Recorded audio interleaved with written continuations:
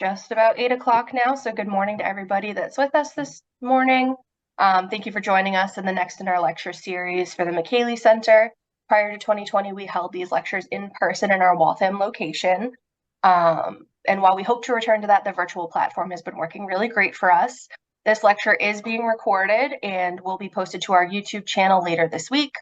And if you're new here, welcome. For those returning to us, thanks for coming back. Without further ado, this morning we are going to be discussing history, research, and technology of sports injury prevention.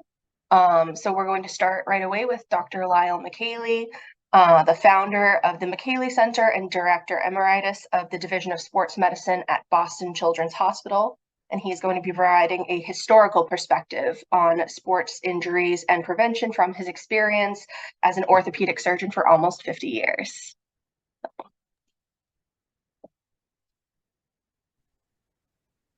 Right.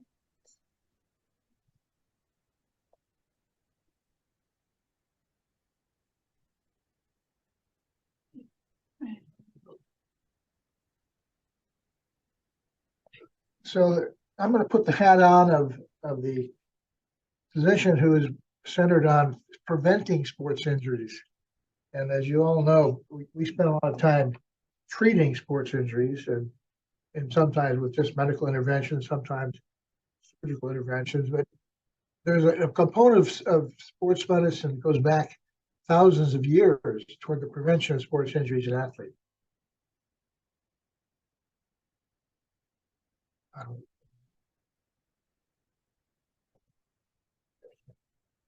So we're going to talk primarily about prevention, and in that case, we're looking at the role of the physician dealing with teams as the team physician,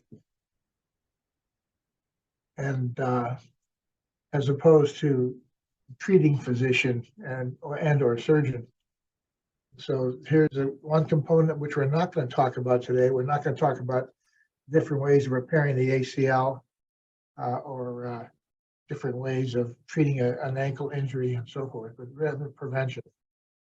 And that someone who's a team physician is wearing that hat immediately, and that's the internal conflict, if you will, in our sports medicine world today, in this country certainly, and in many parts of the world. There's a conflict sometimes between the two. Here's my good friend John Bergfeld, a longtime team doctor for Cleveland, wearing in the role of a team physician. Now, this is going to be about historic perspective, and there really is a historic perspective in this concept of the team physician as preventer of injury or illness. Going back to Greek city-states, the Olympic Games was first organized competitions for athletes. We're going to talk a little about the Renaissance and then the history in modern times, which I think should be interesting to all of us. Involves both physicians and athletic trainers. Greek city-states actually had a systematic training. They had the Olympic Games every 4 years, and there certainly were people involved and early on as team physicians and sports medicine physicians. One of whom is Herodotus in the 15th century. He started out as a coach, and then he went to medical school. He went to Cnidos Medical School. The rival, of course, was Kos, where Hippocrates was. And the concept at that time was that bad health was a result of imbalance between diet and physical activity. And you see a depiction of the wrestling matches, a Greek style, which comes down to the present day as one of the forms of wrestling. And then boxing, in this instance, from an ancient base. But in addition, there was very early on a concept of prevention of injury. And for instance, there was a hospital close to Athens that had a surgical section, a clinical section, an amphitheater, and a sports gymnasium.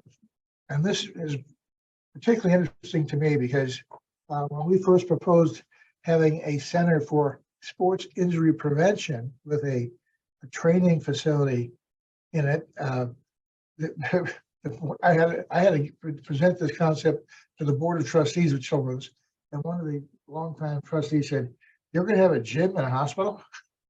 And I pointed out that indeed, gyms and hospitals goes way back. And the Greeks use it as a way of intervening with cardiovascular disease. But when you look a little bit at the Renaissance, there were some episodes where there was a view again of medicine, and particularly medicine dealing with athletes as preventive. And this was Geronimo Mercuriale from Padua, and the Arte Gymnastica, his monograph. Preservative medicine is in turn divided into three, as opposed to curative: prophylactic, averting future disease; preventive, defends existing health; and restorative, those who are ill are restored. All of which, in his case, was with physical activity, using body weight as resistance, using different gymnastics techniques, and so forth. So the concept is an ancient one of preventing sports injuries as part of sports medicine. In modern times, is of interest. International Olympic Committee was founded in Paris in 1894. They proposed having an Olympic Games again after almost 2,000 years, more than 2,000 years actually. And it would be in Athens, the initial home of the Olympic Games, in 1896. This is Pierre de Coubertin, who is a Swiss physician. And it's of interest, local interest. The Boston Marathon the first Boston Marathon was 4 years later, taking this as its model of having organized sports participation, in this case running a marathon distance, and that was in Boston. And then looking at the organizational aspects of sports medicine that evolved after organized sports began. International Federation of Sports Medicine was founded in St. Moritz at the first Winter Games, 1924. And the IOC now has a very active medical commission. And thanks to the recent leadership, it's gone from being just a group of physicians who did drug testing of the athletes, very much of a role in sports injury prevention. And they've sponsored now, I would say, at least a dozen symposia on sports injury prevention. This was the one we had on the child athlete in Lausanne, Switzerland. Again, sponsored by the IOC, funded by the IOC, and monographs, different papers have come out of this on prevention. British Journal of Sports Medicine has done much of the publication for these different interventions. And this is one, for instance, lifetime injury prevention. The other was Lars Engebretsen, who's the chair of the IOC Medical Commission. And again, reducing cricket injuries. The incidence, the number of articles now in medicine that were devoted to prevention is gradually increasing. It's a very healthy trend. Sports injury prevention, once again, Mission Impossible, step by step in Norway. This young woman is playing handball, which has a very high incidence of ACL injury. And guest editors are from Norway. In the United States, the evolution of sports medicine, as we know it, began when physicians began taking care of organized university teams that were doing competition. And the early games were sometimes spontaneous. Rugby evolved as a game in 1874 in the United States. First rugby game was between McGill and Harvard, right over where the Harvard Business School is now located. And initially there was just coaches, and they taught the different games and so forth. But it became evident that rugby and the evolution of rugby into American football, which occurred over the next 20 years after that, had a high incidence of injury, and as opposed to rowing, which was the first competitive collegiate sport.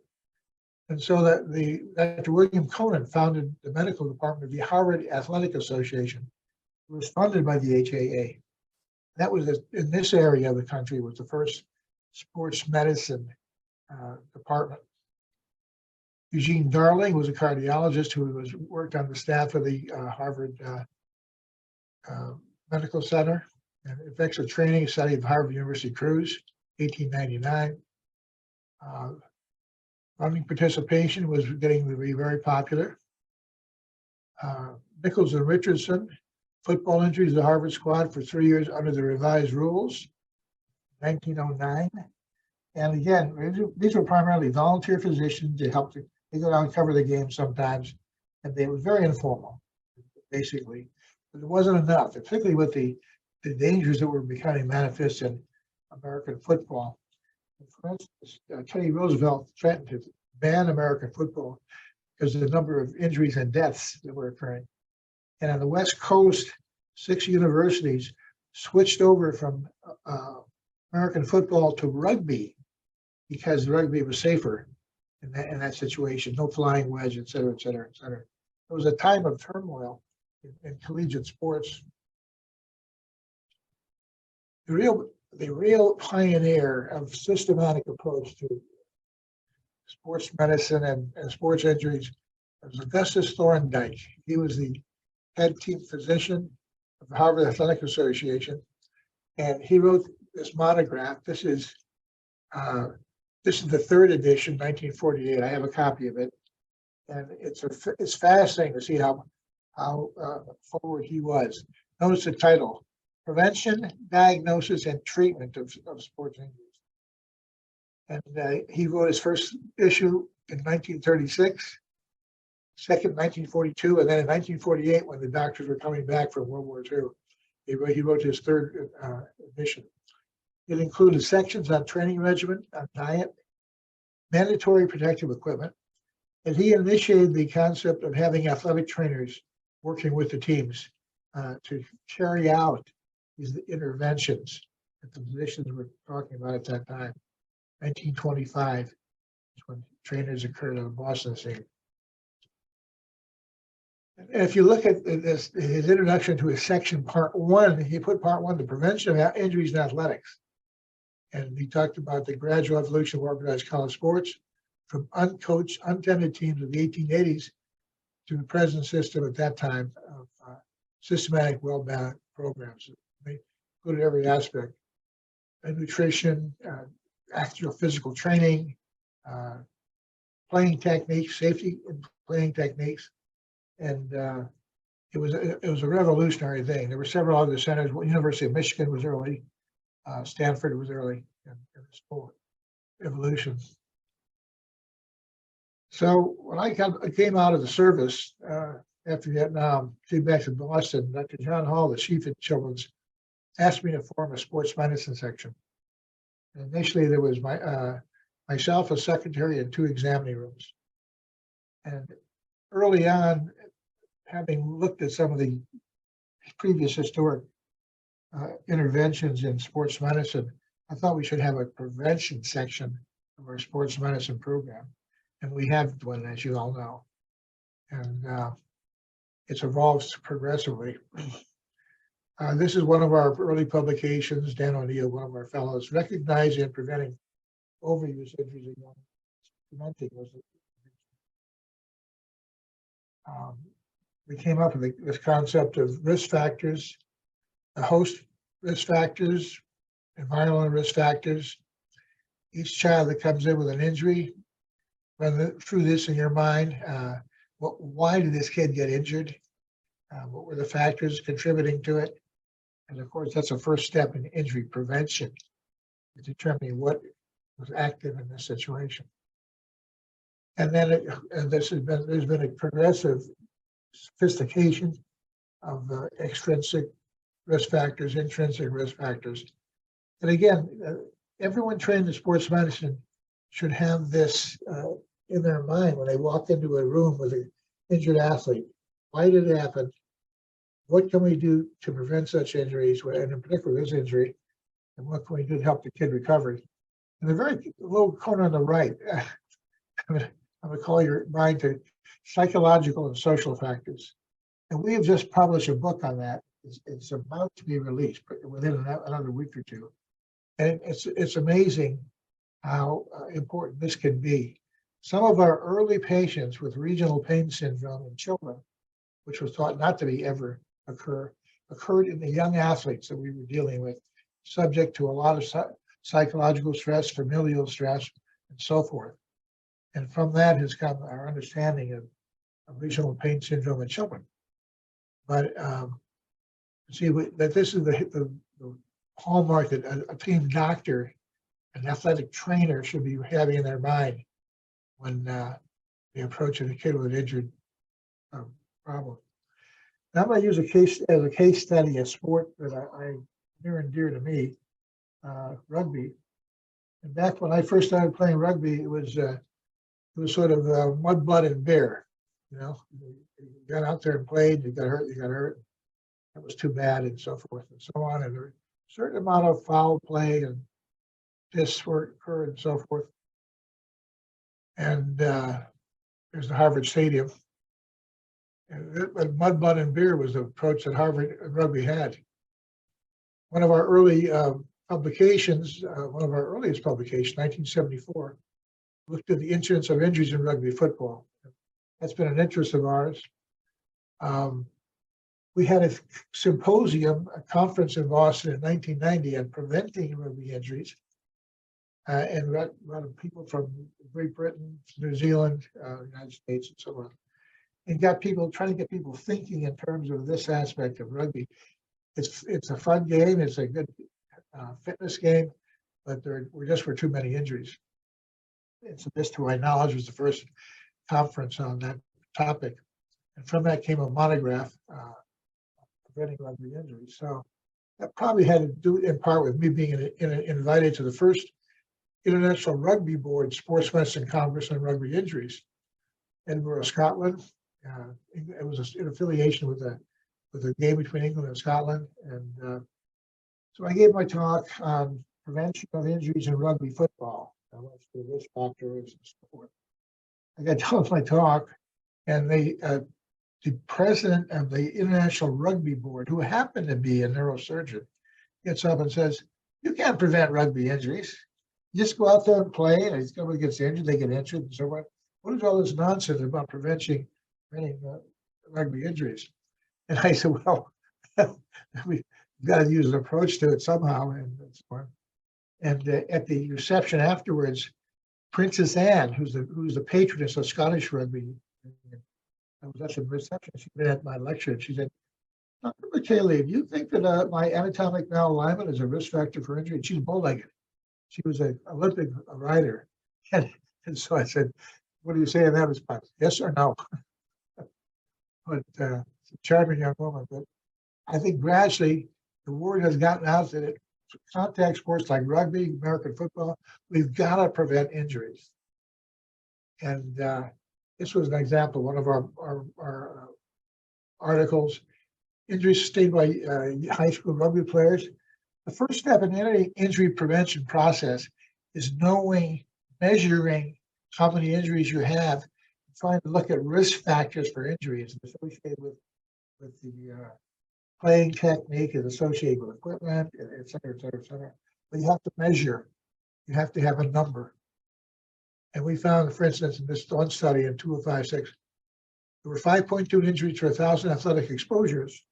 And obviously the game was much more dangerous for injury than the practices. This type of data, what we need is a first step in injury prevention in any sport, basically. And of course, in most instances, the athletic trainers are the ones who are collecting the data.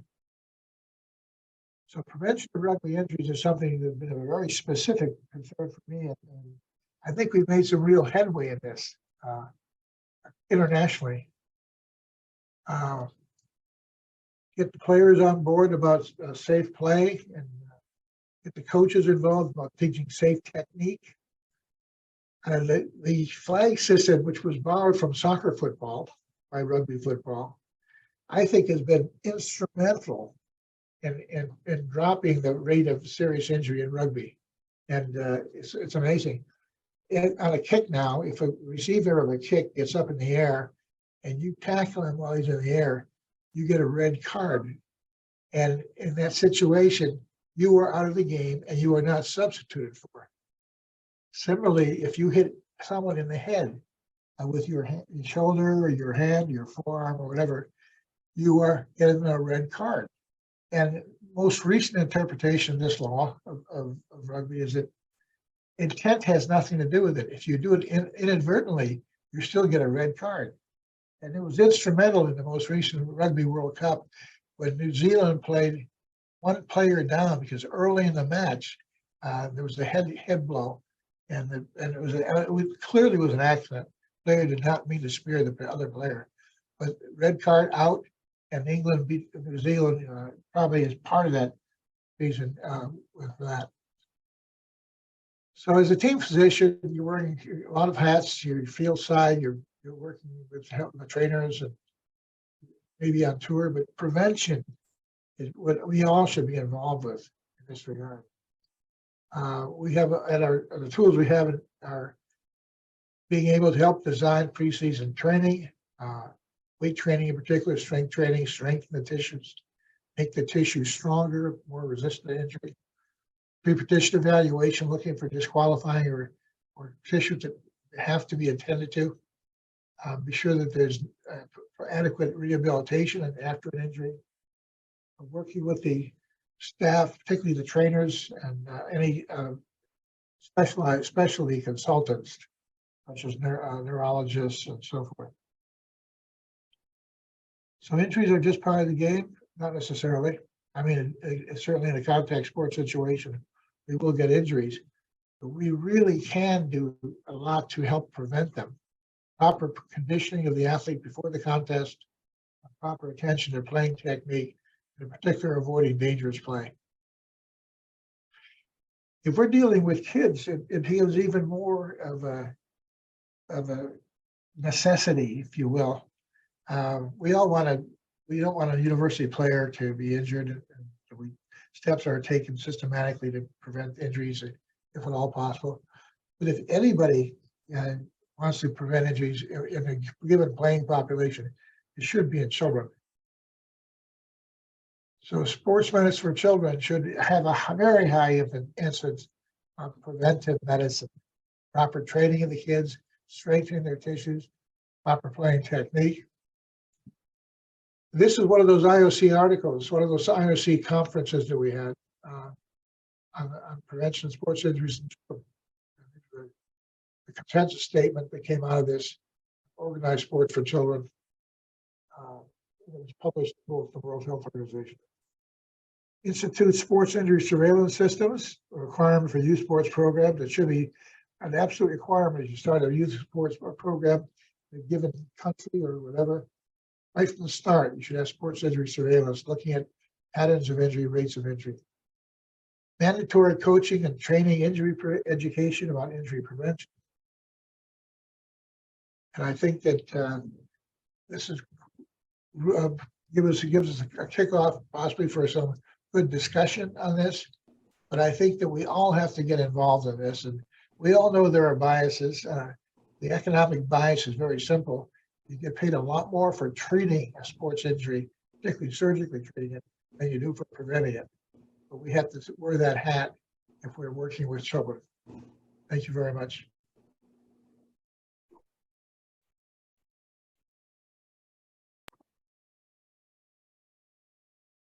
So I think there's going to be time for Q&A, question and answers. And if I might, Dr. Micheli, I should just ask you this when I saw you in the hallway, but now that I got you, every time I tell people about the Micheli Center and what I do, including Mark Proctor, who's chief of neurosurgery, they always say, man, that's really forward thinking. Like what made you guys think of doing that? And of course, we didn't think of it. You thought of it. I'm just wondering, was there some impetus behind it, or what made you think like, hey man, why don't we open up the center to stop injuries in the first place? Well, it was my own personal experience in sports that not enough was being paid to being sure that the sports candidate was ready to play safely. And if you can't measure something, you can't change it. So we have to have a scientific basis. We have to know how many injuries, by whom, are there associated risk factors? Is it the loose jointed kids that get more injuries, et cetera? I mean, we have to start out as measuring the injury itself, and then we can make a step in prevention. And my own personal experience, my younger daughter played rugby for the United States, tore her both ACLs a year apart.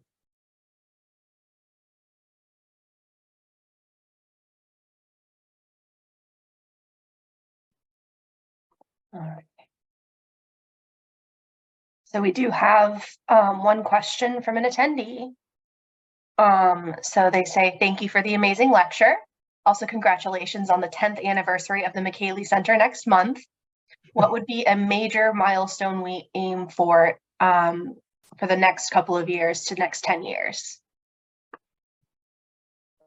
I think we have to continue with more good basic research, looking at host factors, environmental factors, particularly the young female athlete. There's remarkably little known about special risks for females. We know that they have a higher risk, for instance, of patellofemoral pain than males do.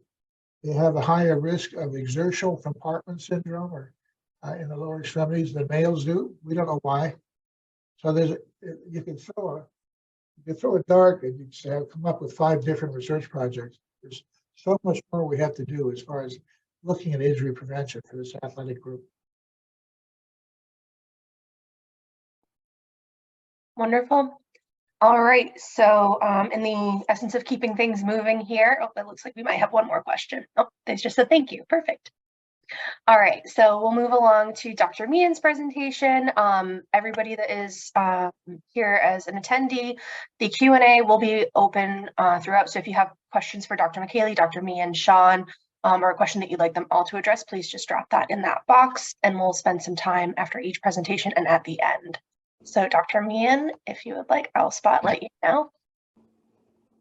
Thank you. I'm going to share my screen and start the slideshow here. All right, so first off, I do have some disclosures. I get some royalties from a few books, mostly about concussion and spine injuries, but occasionally about something else. And I have grant funding from the National Football League and a philanthropic donation from the National Hockey League. And Dr. Micheli went over sort of the evolution of sports, and in particular, he discussed football and rugby. And the reason for that is they are high impact sports and they do carry an increased risk of traumatic injuries. And it's thought that soccer really was one of the first, or one of the early sports. And most people know, of course, the object of soccer is to move a ball down the field using anything but your hands and arms, and then put it into a net to score points. And it's thought that sometime over the course of that evolution, there was someone who just was not very good at soccer and got frustrated and picked up the ball and started running with it. And then in an effort to enforce the rules of play, his colleagues tackled him and put him on the ground. And people thought, hey, this is kind of fun. Maybe we could incorporate this into the game. There is a game very much like that called Gaelic football, still played in Ireland, where you are allowed to use your arms and hands, but you have to bounce it off your feet or off the turf every few steps and try and advance it down the field. And from that sprang rugby, where people said, look, why all this thing with bouncing it off the field and off our feet? Why don't we just run with it and tackle each other? And that sort of evolved into rugby, which if you're an American audience not as familiar with it, it's a great game. Its popularity is increasing in the US these days, and Dr. Micheli is a big proponent and player of rugby up until fairly recently. There are some main differences between rugby football and American football. And the two big ones are the forward pass and blocking. And these are highly associated with injury. So in rugby, there is no forward pass. You can only pass it laterally or backward in most cases. And so there aren't these high speed, long bombs where one defensive back is running at a wide receiver, and as soon as he catches the ball, bam, he hits them. But also in rugby, there is no blocking. So if you were carrying the football, the entire other team will try to tackle you, and you're on your own, basically. And the way your teammates best support you is to get behind you, so that once you tie up 2 or 3 of your opponents, you can laterally pass the ball back, and then the next player can start to run. And ideally, if you've really tied up 2 or 3 of those opponents, there are fewer members of the other team who can tackle you. But both those things, the forward pass and blocking, are highly associated with injury. And this right here is actually from the National Football Hall of Fame. This is something called the flying wedge, which was sort of popular around the turn of the last century, so early 1900s, where you would pitch the ball to a player and then form sort of a semicircle around him and try to charge down the field and keep all your opponents from tackling him. And of course, the opposing team then would run full speed as fast as they could and try to dive through this wedge and break it up. And it turns out that was a very high risk type of play for injury. And in particular, as Dr. Micheli alluded to, men were dying playing football in the late 1800s, early 1900s. And they were dying mostly of traumatic brain injuries, skull fractures with direct damage to the parenchyma of the brain that was leading to death. And Theodore Roosevelt, who was president of the United States at the time, called the chancellor at NYU, Henry McCracken, and said, look, we have to make this game safer. We have to stop these men from dying. He was not against the physicality of the game. In fact, he was very much a fan of football, felt like it made real strong men and hardy men and gave them fortitude and everything else. But his argument was basically, if they're dying, their mothers aren't going to let them go to college. And we need these guys going to college, and so we just have to stop them from dying. And Henry McCracken sort of called around to the other colleges and formed what was at the time known as the Intercollegiate Athletic Association, and that evolved into the NCAA that we talk about frequently today. Ironically, at this conference, nobody came up with the idea of helmets. So these men were dying from skull fractures and traumatic brain injuries, but helmets evolved from players. And so this gentleman here plays rugby. And in rugby, if you look down here, he is one of these gentlemen whose head is wedged between the pelvis of his teammates. And what happens is when that pack breaks up, he pulls his head out, and occasionally his ears will get compressed or torn, and he will develop some cauliflower ear or some bloody ear. And as a way of trying to prevent that, he has taped his ears to his head. Now, in this case, the ear popped out and been damaged anyway. But helmets evolved from that. So they were initially ear protection. There was a leather strap at the time, sort of early 1900s, that would go around the player's head and cover the ears. And as happened with this gentleman, it would occasionally get popped off and the ears would get injured anyway. And so they started making a leather strap with big ear pads with a little hole in them so you could hear. But still, that would get knocked off frequently. And so somebody finally said, well, what if we put a leather hat on with big ear cups and maybe a strap under the chin to hold it in place better, and that would protect the ears. And of course, when they did that, they noticed, well, that also decreases the risk of scalp lacerations. You saw a picture of Dr. Micheli with a scalp laceration back in the day and blood all over his chest, getting manly. But in any case, that led to the leather helmets. And they did decrease the risk of skull fractures and traumatic brain injuries a little bit. And then someone said, well, why use leather? What if we put in some hard plastic? And that's how the helmet came about. And since the sort of early 1960s, the helmet in football has really not changed much at all. There are some new sort of experimental models and foam caps that go over the modern day helmet, some other things, but the helmet is really similar to what it was 40 years ago, with the exception of the face mask. Now everybody has sort of a customized face mask.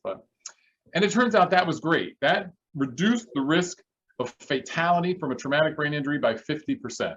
And so one key point of this talk is that one of the most effective ways of reducing injuries in sports is to change the rules, or in this case, change the equipment. However, when you introduce protective equipment to a sport, you often change the way it's played. And so this picture here illustrates something new that came about after the invention of the hard shell helmet. This gentleman in dark blue here is scoring a touchdown. In fact, he's probably already scored it. The ball has probably crossed the line at this point already. His opponent in white is well aware that he is going to score a touchdown and that there's nothing he can do about it. However, if you just let him waltz in and score a touchdown, he'll be doing it all day on you. And so you want there to be some price to pay for scoring. And in this situation, he's going to hit him in the ribs with his helmet. And that's going to cause some pain, maybe knock the wind out of him.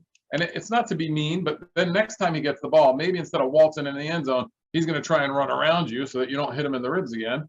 And maybe you could tackle him outside the end zone. The way that this gentleman is doing it, though, he has aligned his body like a battering ram and is going head first into the rib cage of his opponent. And that's a technique known as spear tackling. Prior to the introduction of the hard shell helmet, there was no spear tackling in football. And that's mostly because the scalp is wicked sensitive. If you ever bumped your head on the corner of a cabinet or something, you immediately stop what you're doing. You sort of rub your head. It takes you a couple of seconds to get back because the scalp is highly sensitive. But when you distribute that force over a larger surface area, it just doesn't hurt. And so the introduction of this protective equipment, which was super helpful at reducing fatalities due to traumatic brain injury, led to spear tackling. And spear tackling is a high-risk mechanism for cervical spine injuries that lead to quadriparesis. And so while helmets were fantastic at reducing the risk of traumatic brain injury, the incidence of cervical spine injuries quintupled. And the second point here is that when you introduce protective equipment to a game, you can change the way it's played, and that can have unintended consequences. And you just want to be aware of that and think about that before you make major changes to the rules or equipment. And I'm focused on football here, but similar sort of behavior changes in response to protective equipment have been seen in ice hockey and competitive cycling, equestrian, and other sports as well. The reason for this has to do a little bit with anatomy. So normally, the bones of the neck are not straight up and down, but they're curved backward a little bit, like you see in this picture here. And when you have that normal alignment of it, if you are struck on the vertex, your head will come down and the bones will bend a little, and that allows the force of impact to get transmitted down the big, strong, powerful muscles that connect the spine to the shoulder and the skull to the shoulder and clavicle. So it absorbs most of that force and it protects the neck.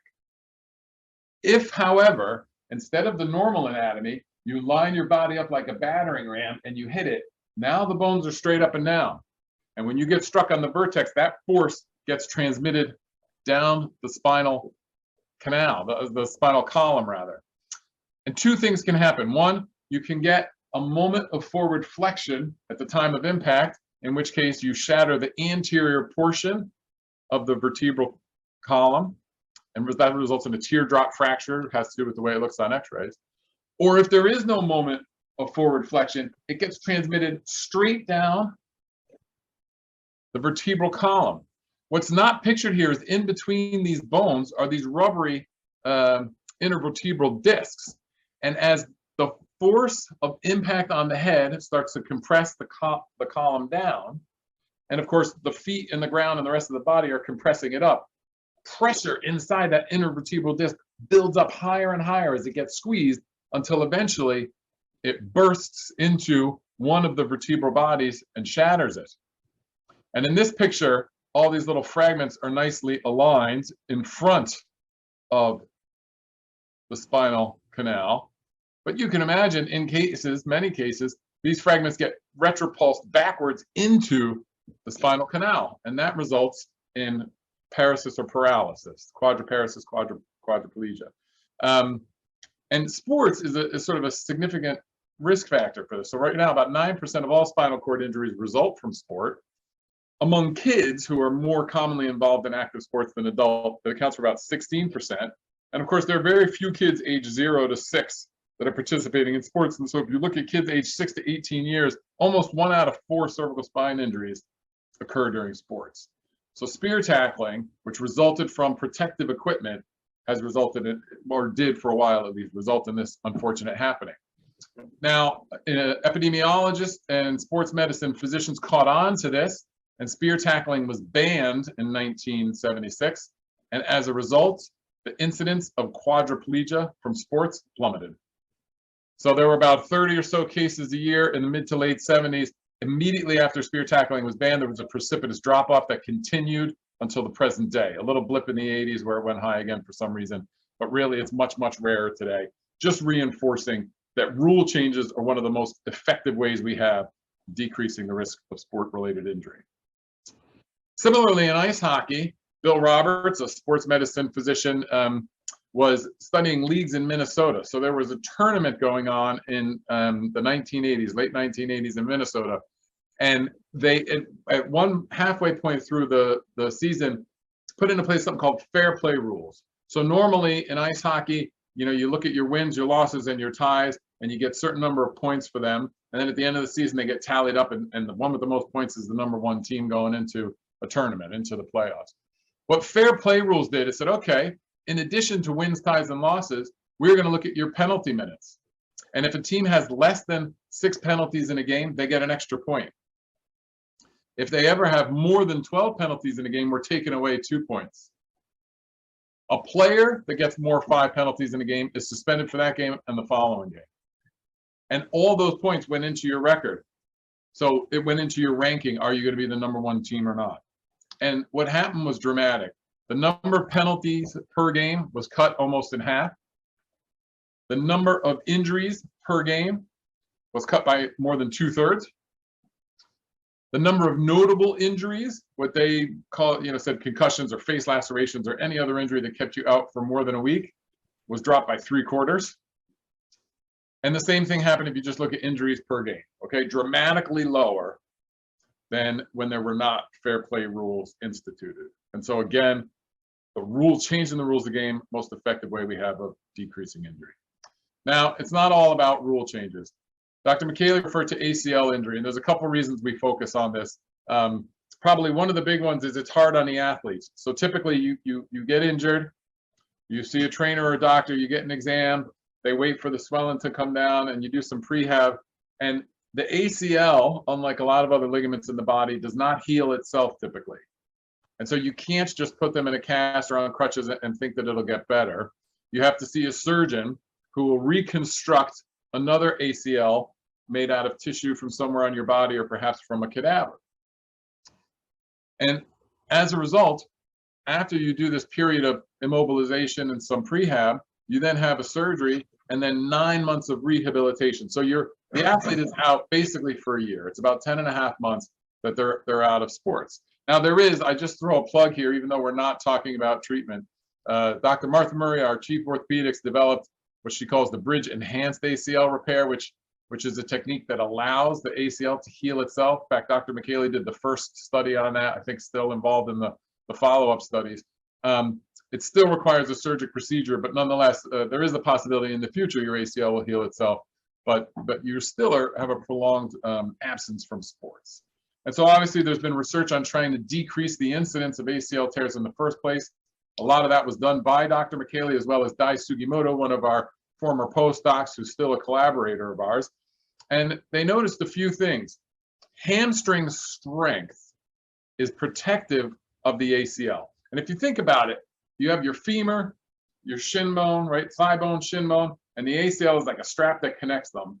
And its main purpose is to prevent the shin bone from moving too far in front of the thigh bone. The hamstring muscles start in your backside. They start on the ischial tuberosity. If you're sitting down listening to this lecture, the bone that you are sitting on is where your hamstrings start. And they course down the back of your thigh and attach on the knee, on the shin bone and on the fibula. And so when you contract the hamstring, you are also keeping the tibia well aligned with the thigh bone, keeping the shin bone well aligned with the thigh bone. If the shin bone starts to move in front of the thigh bone and you contract your hamstrings, you pull it back. And so the hamstrings are protective of the ACL. And in this study cited below by Dr. Sugimoto and Micheli, they specifically found that if your hamstring strength was 6/10 or greater the strength of your quadriceps, you were less likely to tear your ACL. Atraumatic ACL tears, atraumatic ACL tears. Okay. But it wasn't all about hamstring strength. A lot of it had to do with landing technique. And I'll come back to hip abductor strength and bracing in a second. But particularly in girls' sports, in girls' basketball, landing from a jump is a high-risk moment for tearing your ACL. And if you land, in fact, maybe I'll go back a slide. If you land with your feet too far in and your knee having what we call a valgus stress, this sort of V-shaped moment at the knee, that is a high risk for tearing your ACL. And you can just picture it. So here's your body, here's all the weight of the body coming down. And so your thigh bone is moving this way. Your ankle here is hitting the ground. And so that is getting forced up this way. And that will simply cause ankles going this way, thigh bone's going this way, that will cause your shin bone to move in front of the thigh bone and tear your ACL. And this is an athlete that we trained here at the Micheli Center when she was doing her initial landings on her intake. This was her form. And so you can see ankles getting pushed up this way, thighs getting pushed down that way. She's sort of at high risk for tearing her ACL. But by the end of her training, she had nice, beautiful landing technique. This is more common in female athletes than male athletes. Nobody knows why. There are several reasons people think. One may be, of course, anatomically, the width of the pelvis of a female athlete is wider proportionally than a male athlete. And that has to do, of course, evolutionarily. At some point, if she's giving childbirth, that pelvis helps to house the child and makes it easier for the child to exit. The other reason may be that historically, boys at a much younger age were doing athletic activity. Their play was much more physical and outdoors and sort of rough. And they may have learned proper jumping and landing technique at an earlier age. And then when girls got into organized sports at a later age, they had missed sort of a stage of development where they could get it. I don't know if either of those are true. Those are current hypotheses, but nonetheless, we see it commonly and it is trainable. Lastly, I talked about hip abductor strength. You can imagine if we go back to this picture here, hip abductor muscles help pull the thigh bone out laterally. And so if the problem is that you have this V-shaped or valgus deformation, if you could use those muscles to pull the thigh bone out, it would better align the thigh bone and shin bone. There's not a lot of great evidence for that, but nonetheless, we recommend it. There are other advantages, and it decreases your risk of patellofemoral syndrome and some other things. And so we recommend hip abductor strengthening. And then finally, there are some braces. You see them all the time. So much so that there are certain teams in the NFL that make all the linemen wear an ACL brace every practice. There's not great evidence that they decrease the risk of an ACL tear, but part of that may be that it's hard to get.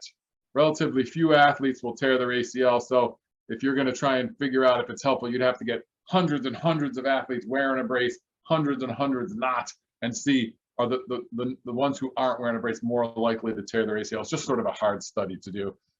We don't recommend it routinely. But if you have a partial ACL tear or you've torn your ACL and you're grafted, sometimes we will add it in those circumstances just to see if we can decrease your risk again. I am going to talk a little bit about concussion. You're going to have to do some basic science because there's something, but I will try to keep this to a minimal. So this would be my depiction of a nerve cell, and it's basically a big blob at one end, a long tube called an axon, and another blob at the other end. And then its resting state, when it's sitting there doing nothing. Sodium is at a high concentration in the fluid around it, in the cerebral spinal fluid.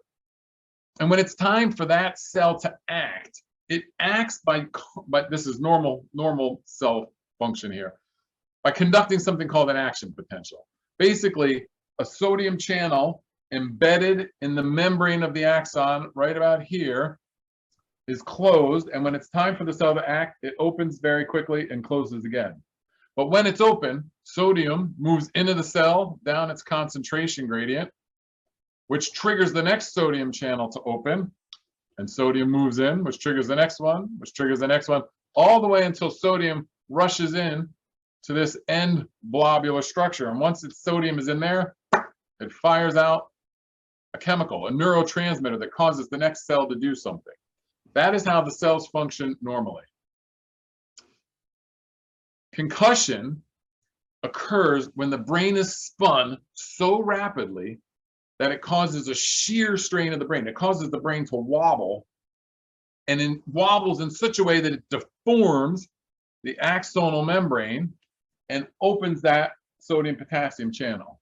Not a real quick opening like normal, but the whole time that it's undergoing that deformation, that shear strain, the sodium channel is open. And once it's open, sodium moves in down its concentration gradient. And once it does, it goes all the way down, fires a chemical. Not just cells that are meant to function, but any cell in the brain exposed to this rapid shear strain will open, let sodium in, fire the chemical.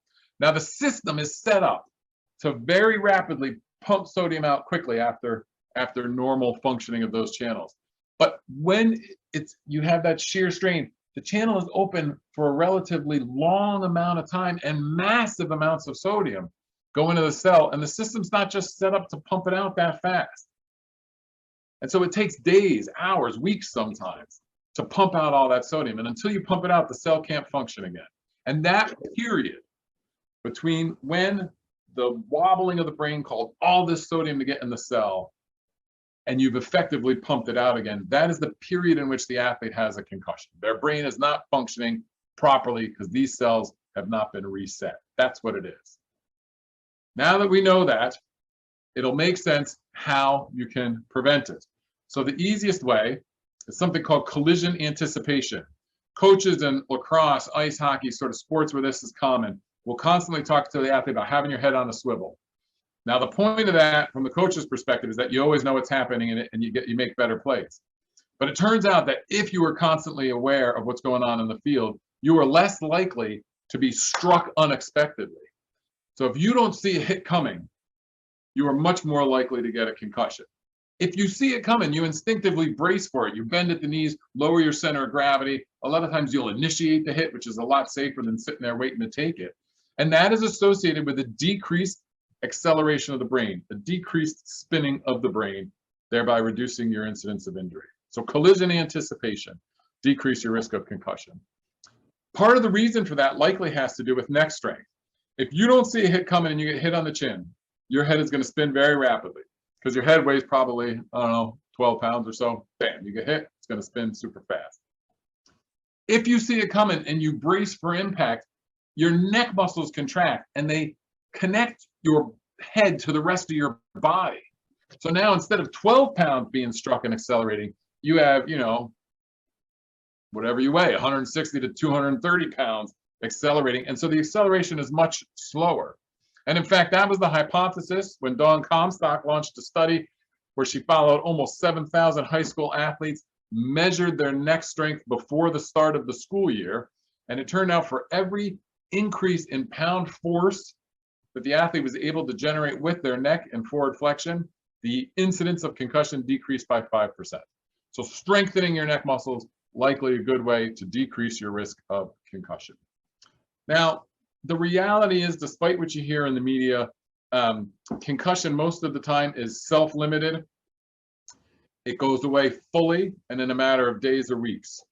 And so we try to concentrate not just on preventing concussion, but preventing the cumulative effects of concussion. And for this, there's just a little bit more basic science, but I promise you it's going to be worth it. So one way we measure cognitive function in animals, in mice in particular, is something known as the Morris water maze. There's a big tank. On the walls of the tank are various shapes, triangle plus circle. There's a square on the inside of this wall that you can't see. And we drop the mouse into the tank facing one of the walls in the middle of a quadrant. And the mouse swims around until it hits a hidden platform that's underneath the surface of the water by a couple of millimeters. And once it hits it and gets on the platform and stays there, we take the mouse out, dry it off, put it under a heat lamp, and give it some food and water. So the mouse learns very quickly, if I find this platform, I get out of this cold water, I get a little suntan, I get something to eat, right? And we reward them for finding that platform. And then we can measure how quickly the mouse finds it on repeated testing. It's a measure of, did they learn the paradigm? Did they learn that if they get on it, they'll get rewarded? But also their memory. Did they remember that it's here between the triangle and the circle and can go straight to it? So we do 5 trials, and each trial consists of a run that starts from each of the 4 quadrants, okay? So 4 runs per trial, 5 trials. So the mouse does this 20 times. And here's what we've learned. First of all, if you give the mouse 1 concussion, so here on the y-axis is your outcome. This is the number of seconds it took the mouse to find the platform. The x-axis is the trial, 1, 2, 3, 4, and 5. Remember, each trial consists of 4 runs, 1 from each quadrant. If you give mice a concussion, they perform equally to mice that never got a concussion. So the closed triangles here are sham mice. They have been given anesthesia, just like injured mice, but they have not been injured. The open shapes are mice that we've anesthetized and dropped the weight on their head that gives them a concussion. And if you give them 1 concussion, they perform exactly the same, no difference. If, however, you give them 1 concussion a day for 3 days, The injured mice perform worse. It takes them longer to find the platform in almost every trial. If you give them 1 concussion a day for 5 days, they take a lot longer. And if you do it 1 concussion a day for 10 days, the mice that are getting hit from a higher drop height, 42 inches, do worse than those getting hit from a lower, and they both do worse than sham.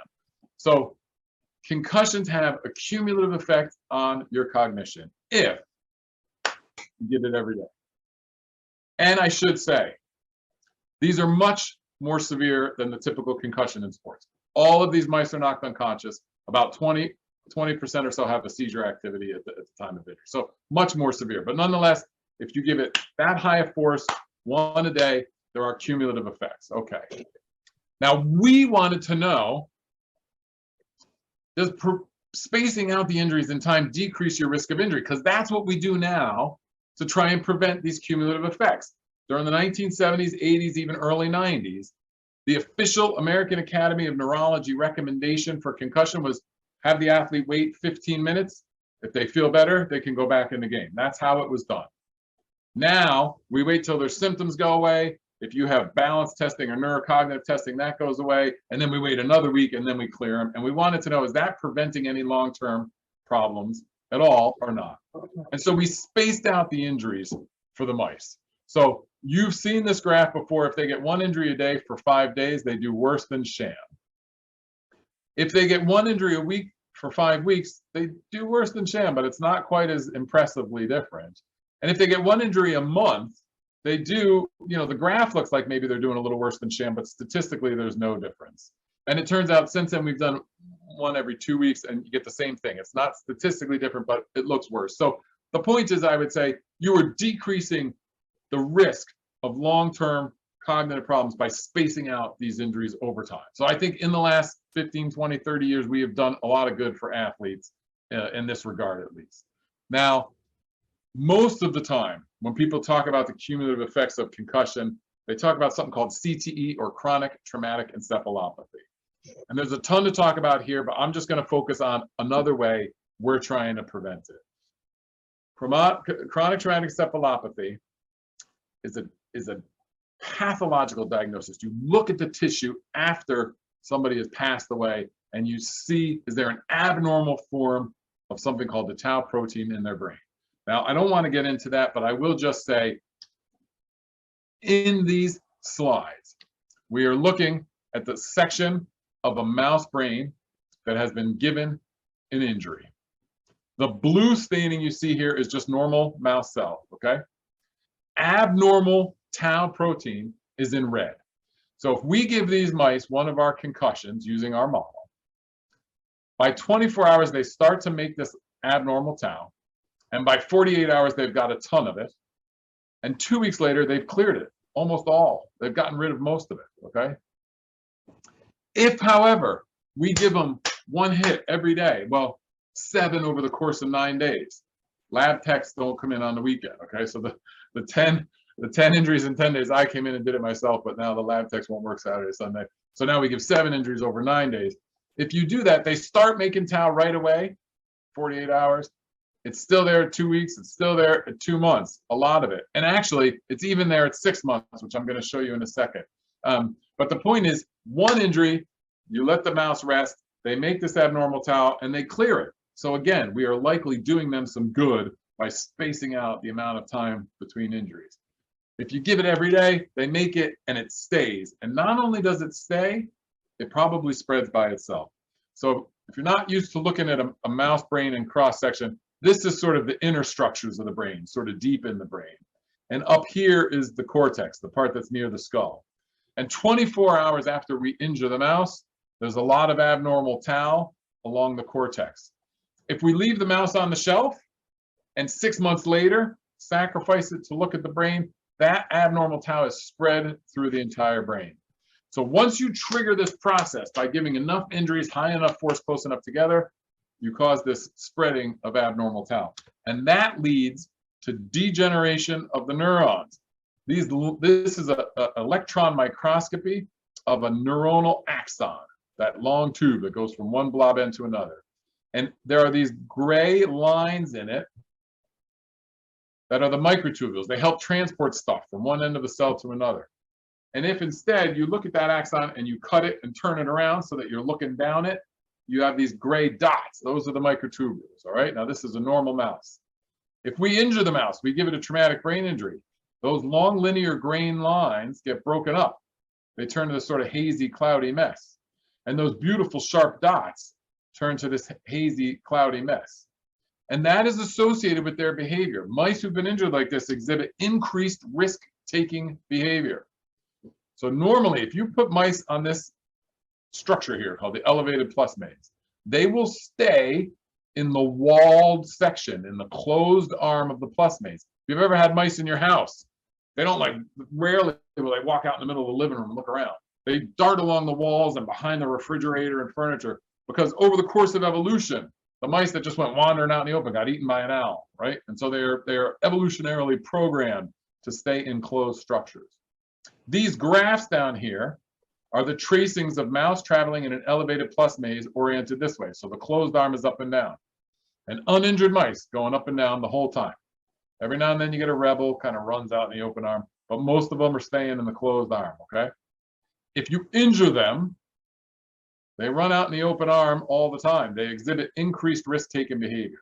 The reason I'm bringing this up is that Ping Liu and Zhao Zhou, two investigators at the Beth Israel, were studying an anti-tau antibody for Alzheimer's disease.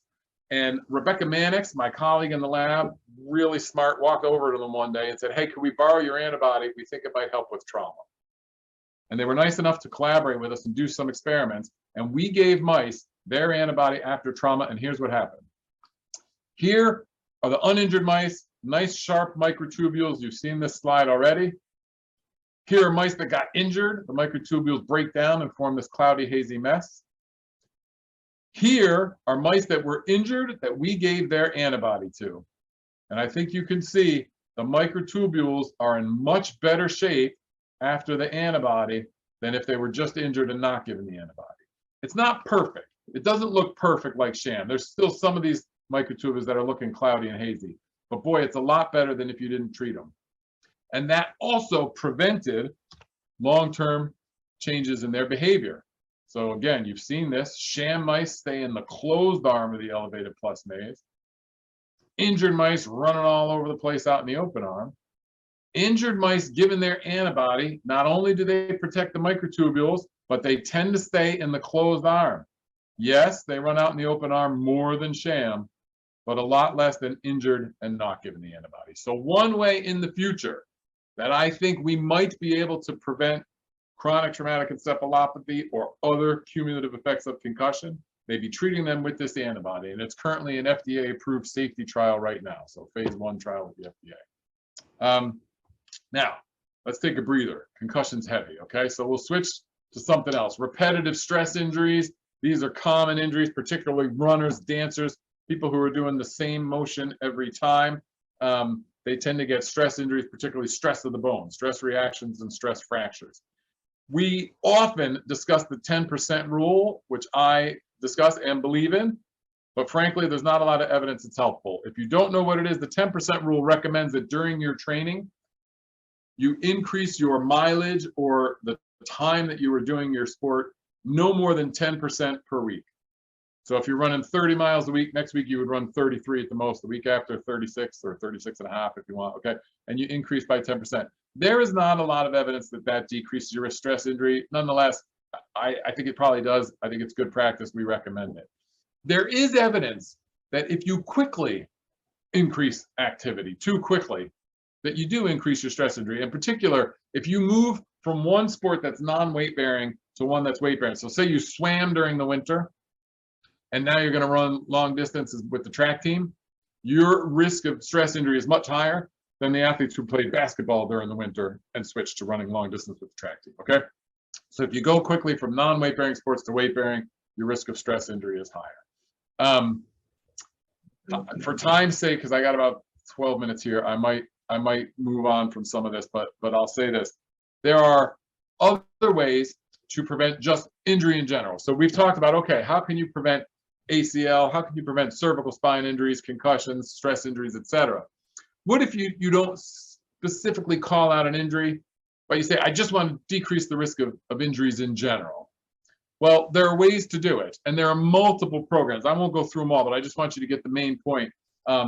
If you incorporate some strength training, some neuromuscular control training, flexibility and balance training into your normal workout routine, you can decrease the risk of injuries, not specific, but like broadly. Most of these programs are designed so that you can incorporate it the first 10, 20 minutes of practice 3 or 4 days a week, and it will decrease the incidence of injury. FIFA 11 has sort of a popular one. PEP program is popular, but there's several other. And to give you a sense of what they look like, if you haven't seen them before, this hangs in the locker rooms of a lot of soccer teams. This is the FIFA 11. It's several exercises. They're graded so that you can advance as you get really good at the beginner ones. You move up to little harder ones and then to harder ones. And they incorporate a bunch of things. Here, they're doing a strengthening of the hamstring. So this young lady is on her knees. She's getting held by her teammate. She's got her arms crossed in front of her. She's going to lean forward and then pull herself back with the hamstrings. Okay, it's a way of strengthening her hamstrings. Similarly, this young lady down here is doing a drill that she's working on balance and proprioceptive training. If you go through the FIFA 11, it will decrease the incidence of knee injury. So not just ACL, but like just looking at all of it, just patellar dislocation, ACL, meniscal tear, etc. And all of them do it. So the reason I'm not sort of calling out one, they're all helpful. They decrease your odds of either a knee injury or just injury or general or ACL specific or ankle sprains or whatever you want. But if you can incorporate some strength, neuromuscular flexibility and balance training, you will likely decrease your risk of injuries for your team. Because I've only got about 10 minutes left here, and then I'll take questions. I'm going to just highlight a couple other findings from research coming out of the Micheli Center and then stop. Some key findings. Athletes who train decrease their risk of injury, but athletes who enjoy physical activity outside of organized sports time improve their performance. They do better on tests of mobility, they do better on their vertical jump, etc. Training volume, so maybe going no more than 10% per week might not decrease your risk, but Dai Sugimoto, again, one of our postdocs, who's a current collaborator, showed that training volume is associated with repetitive stress injury. The higher your training volume, doing the same thing over and over again, the more likely you are to get a stress injury.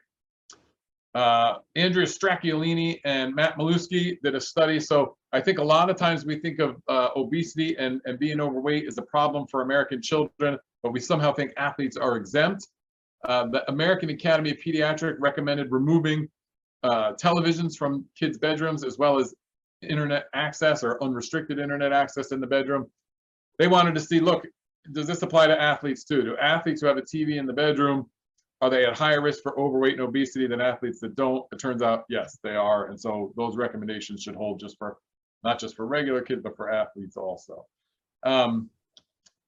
College participation in sports by women. So this again was Dr. Stracciolini.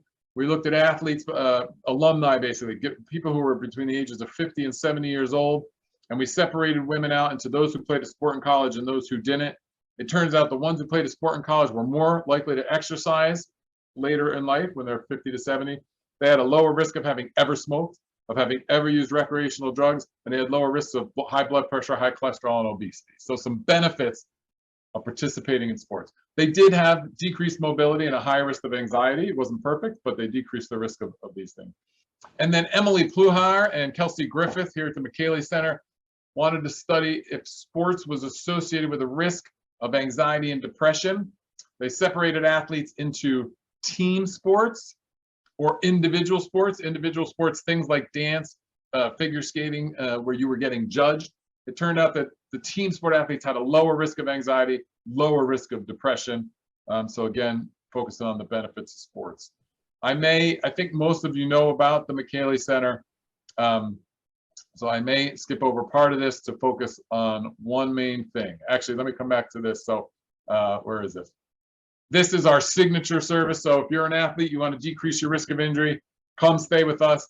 We have an assessment, used to take 4 hours. Thanks to the work of Shawn Cameron and using an automated data collection system, is now down to about 90 minutes. But we will generate an individualized risk profile based on your age, your sex, the sports that you're participating in, injuries you've had in the past, and the physical measurements you get. We'll tell you these are the injuries you are at highest risk for, and then we'll give you a prescription, things you can do to decrease your risk of those injuries.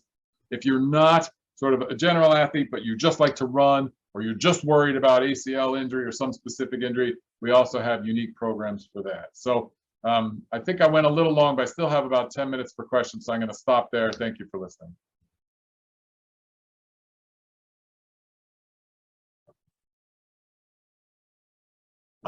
So I'm looking in the answers, the questions here now. So give me one sec. Perfect. So here's a good one. So this one says, congrats on the Micheli Center anniversary. There's some sentiment out there that you can't prevent injury and can't claim that. You can only mitigate injury. What do you say to those folks, or is it just semantics? Yes, I do think it's semantics. So if by prevention you mean that injury is never going to occur, of course you can't say that, of course. But if the incidence of the injury is, say, 23 for every 100,000, and you can knock that down to 15 per 100,000, then you prevented injuries, right? You prevented a finite number of injuries. So you can prevent injuries, you just can't prevent all of them. So whether you want to call it prevention or mitigation, to me, that's semantics. You are preventing a number of injuries from occurring. Kyle, how are you? Thanks for coming again. It says, Dr. Meehan, what are your thoughts on the Q collar to prevent concussions, and is there any legitimate research? So the Q collar, for those of you who don't know, you wear it around the neck. It compresses the jugular vein slightly.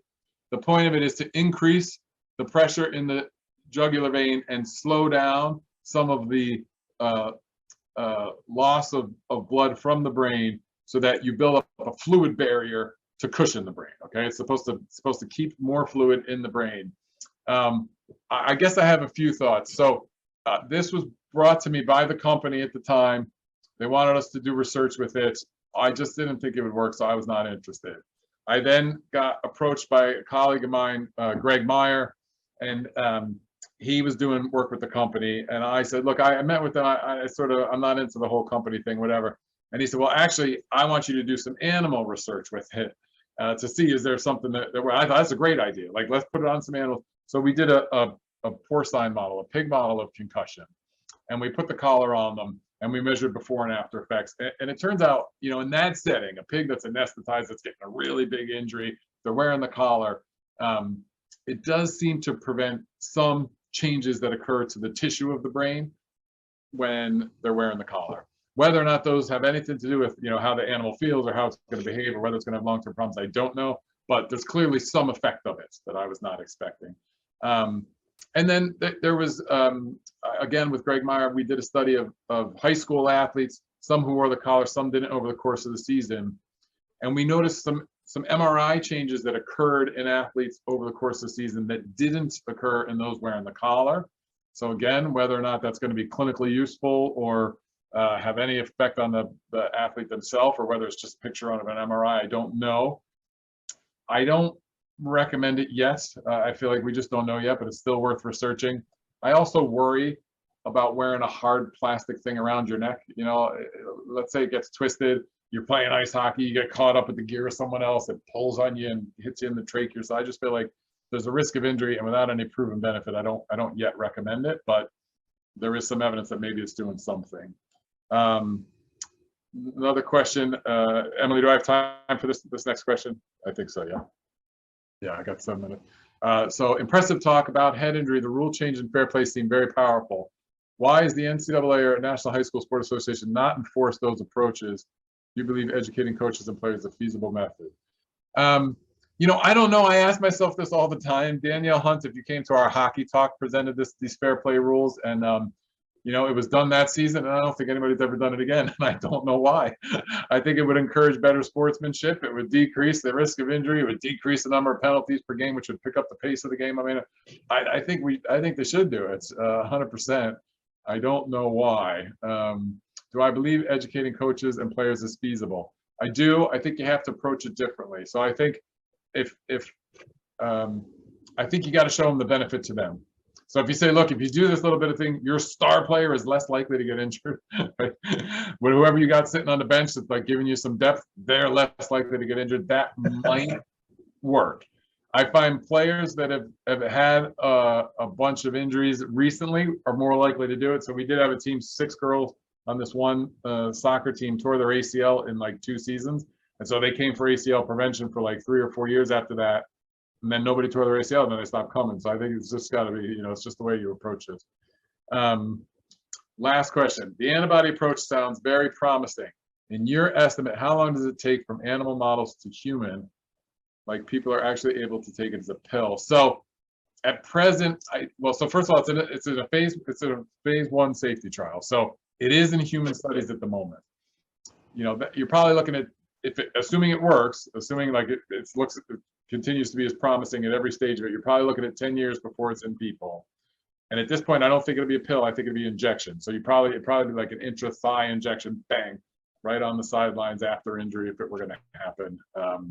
Maybe in the battlefield if you're taking it into the military forces, something like that. So it's a ways off, and that's making an assumption that it continues to work all the way up, which, you know, mice aren't people, so I worry a little bit it won't be as effective. I think we'll give it a try.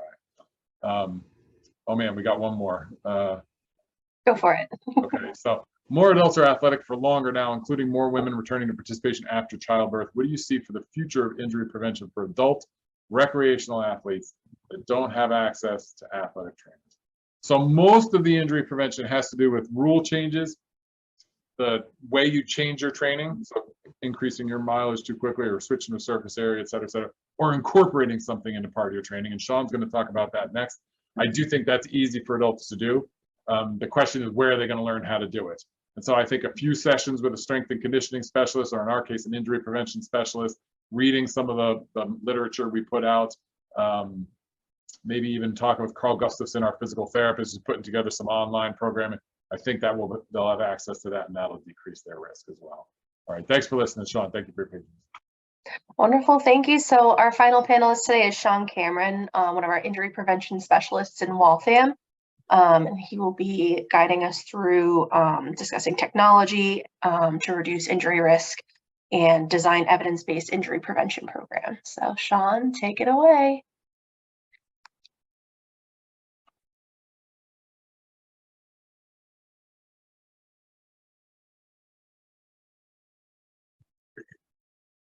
Thank you, Emily. Good morning, everybody. It's a pleasure to be here. Awesome job by Dr. Micheli talking about the historical perspective of injury prevention, and then Dr. Meehan going over the research. This morning, I'm going to be talking about how to utilize human measurement technology to reduce injury risk and design evidence-based injury prevention programs. Disclosures: I have no actual or potential conflict of interest in relation to this program. The Micheli Center for Sports Injury Prevention uses Vol Technologies, but we do not have a formalized partnership with the company. Background here. So we all know musculoskeletal injuries typically result from complex, nonlinear interactions between multiple different factors. Some of these factors are non-modifiable, such as age, sex, ethnicity, and training history, whereas biomechanical risk factors, poor mechanics, unequal limb loading, decreased neuromuscular control, weakness in individual movement strategies may predispose athletes to injury. Now, sports injury prevention relies on identification of risk profiles and risk pattern recognition. This approach considers interconnected and multi-directional interaction between all factors while embracing the complex nature of sports injury. Now, at the Micheli Center, Dr. Meehan briefly highlighted our injury prevention evaluation. Of course, the underlying goal is to estimate risk of an individual athlete or patient, and then intervene. And the intervention is going to be a custom targeted training program with the goal of reducing that level of risk. Now, sports medicine practitioners, like the injury prevention specialists at our center, we employ a variety of injury screening tools, mainly to flag when there's potential risk for injury to occur. That being said, the ability to predict injury is arguably sports medicine's modern day equivalent of the quest for the Holy Grail. Now, I'm surprised that Dr. Micheli didn't bring this up during his talk, but here's a picture of us from back in the day as we started our journey on the quest for injury prediction. Now, a case of prediction versus direction. Currently, there are no valid algorithms for the use of technological devices to accurately predict sports-related injuries. Of course, invalid algorithms may cause changes in training that may ultimately lead to injury, which we of course want to avoid. So we have to err on the side of caution in the use of these devices, make sure before they're warranted. But then again, there's also increasing evidence to suggest that data collected with human measurement technology can help direct injury prevention programs by identifying risk factors for injury in sports. The human measurement technology. So first of all, what is it? Well, over the last several decades, there's been leveraging new technologies to better understand and treat patients. It's becoming a significant focus in healthcare. The arrival and use of human measurement technologies with the development of software, data analytics, has significantly changed the role of technology in not only injury identification, but also prevention. Some examples of human measurement technology and the specifics we'll highlight today will be motion capture systems, force plates, dynamometry, but there's also wearable devices, there's smart apparel, and especially in professional sports, collegiate sports, even global positioning devices. Now, is human measurement technology the future of injury prevention? Well, back to my thoughts. I think that, human measurement technology, the ability to capture objective data can be a game changer for both identifying clinically relevant deficits in patients and their pathology. From using the technology firsthand, there's no doubt in my mind it provides unparalleled insight into human mobility, performance, injury risk, and also rehabilitation. Happy to hear Dr. Micheli mention it earlier, but if you can measure it, you can improve it. Of course, from using this technology at the Micheli Center, it's been allowing us to evaluate accurately. We've been able to demonstrate reliable results and, not necessarily shifting away from a functional movement screen, but, a movement analysis is now made a little bit more practical. So how can we incorporate or utilize this technology, or also how have we done at the Micheli Center? Well, number one, we can evaluate if an athlete is more at risk for potential injury. We can collect data pre-injury to determine norms and identify risk factors. We can use the data to look at bilateral inefficiencies, asymmetries, track deficits. We can then analyze the data to see what norms are for these groups, those non-modifiable groups, age, the sex of athlete, sport. We can use the information collected to better inform decision-making and implementation of those targeted intervention training programs. So I want to just kind of pinpoint some of the technology that we use in the Micheli Center. We do use Vault Performance Technologies. You can see in the lower left there, there's a motion capture analysis, which is known as human track. There's a force frame device, which is used for isometric strength training. And then we have some force plates as well, which they brand as force decks. Just to give you a little insight on how this technology is housed at our facility in the Micheli Center, you can see this is a little area that we kind of have designated in our cardio bay. You can see the force plates on the lower left-hand side of the screen. Right in the middle is going to be our human track itself, in front of a nice flat screen fixated via HDMI cable. And then off to the far right there, you can see our force frame that we use an iPad to collect data. So within human measurement technology, more specifically the Vault products, of course, the reason why I like it, and from doing the research, it's fast, it's intuitive data collection. The Vault system just makes everything, so much easier. Measurement data collection is simple, it's extremely efficient. It's also accessible for everyday use. Now, we use the technology in our injury prevention services. We're also going to be doing a research study looking at using the technology in our ACL services. But it's great because we can provide real-time actionable data. We can combine clinical research and algorithms. We can capture and display data in real time. The assessment is immediately actionable. So even, especially if you're on screen doing the assessment, if you're using the force frame, there's a biofeedback component.